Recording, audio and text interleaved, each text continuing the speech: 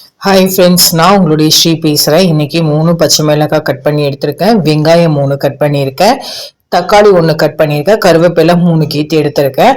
உருளைக்கிழங்கு மசாலா எப்படி செய்யலாம் வாங்க பார்க்கலாம். அதுக்கு 3/4 கிலோ உருளைக்கிழங்க உப்பு போட்டு லைட்டாக மஞ்சத்தூள் போட்டு நல்லா வேக வச்சுருக்கேன்.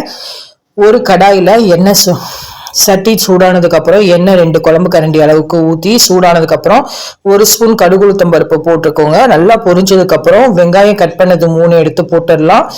வெங்காயம் கொஞ்சம் நல்லா குக் ஆகணுன்றதுக்காக ஒரு 1/4 ஸ்பூனு சால்ட் ஆட் பண்ணிக்கலாம். இப்போ நல்லா மிக்ஸ் பண்ணிக்கலாம். இப்போ வெங்காயம் வேகும் பொழுதே இந்த மாதிரி சால்ட் ஆட் பண்ணிக்கோங்க. இப்போ கருவேப்பிலை நம்ம 3 கீத்து உருவி விட்டுடலாம்.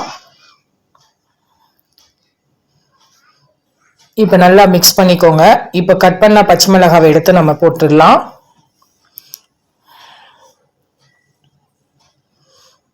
இந்த மாதிரி நல்லா மிக்ஸ் பண்ணிக்கோங்க. இப்போ தக்காளி கட் பண்ண தக்காளி எடுத்து போட்டுடலாம். ஒரு தக்காளி இந்த மாதிரி நல்லா கிளறி விட்டுக்கோங்க. இதுக்கு வெங்காயம் ஒரு ஆஃப் பாயில் குக் ஆனா போதும். இஞ்சி பூண்டு பேஸ்ட்டு 1 ஸ்பூன் போட்டுக்கோங்க. கார மிளகாத்தூள் 3 ஸ்பூன் போட்டுக்கோங்க. மஞ்சள் தூள் 1/4 ஸ்பூன். கரம் மசாலா 1/2 ஸ்பூனு. இப்போ இந்த மசாலா எல்லாத்தையுமே நல்லா மிக்ஸ் பண்ணிக்கோங்க. காரம் வேணான்றவங்க 1 ஸ்பூன் கூட நீங்கள் கம்மி பண்ணிக்கலாம். இப்போ நல்லா இந்த மாதிரி குக் பண்ணிக்கோங்க. உருளைக்கிழங்கு வேக வச்ச தண்ணியை தான் நான் இப்போ ஆட் பண்ண போகிறேன்.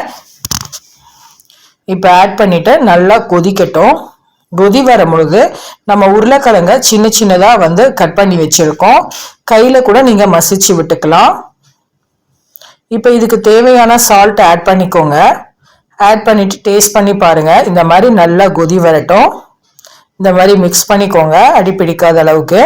இப்போ கட் பண்ண உருளைக்கிழங்க நம்ம எடுத்து போட்டுடலாம். ஒரு மீடியமான ஃப்ளேமில் இந்த மூடி போட்டு குக் பண்ணுங்க. இந்த மாதிரி கிளறி விட்டு மூடி போடுங்க.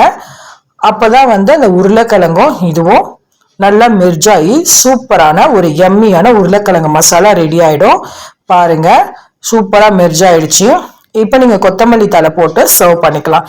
இந்த ரெசிபி மறக்காமல் வீட்டில் ட்ரை பண்ணிவிட்டு எனக்கு ஷேர் பண்ணுங்கள், கமெண்ட் பண்ணுங்கள். நம்ம சேனலை மறக்காமல் சப்ஸ்கிரைப் பண்ணுங்கள். பாய்.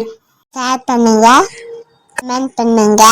நம்ம சேனல்ல மறக்காம சப்ஸ்கிரைப் பண்ணுங்க. Bye. See you.